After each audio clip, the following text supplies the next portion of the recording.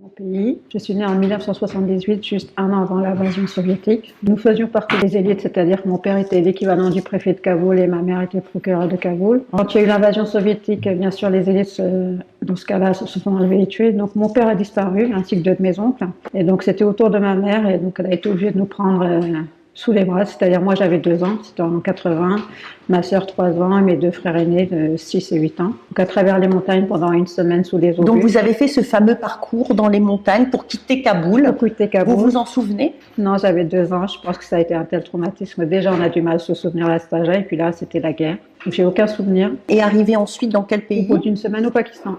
Le Pakistan qui n'est pas du tout un pays, on va dire, très ouvert à la migration, mais malgré tout, ils ont quand même accepté. Donc on a vécu 4 ans là-bas, dans un état de précarité totale au départ, parce que nous étions arrivés sans rien, et ma mère a réussi à monter les échelons, elle a travaillé à l'ambassade iranienne, et puis au bout de 4 ans, nous avions un oncle qui habitait ici en France, et qui, grâce à l'ONU, nous a fait sortir.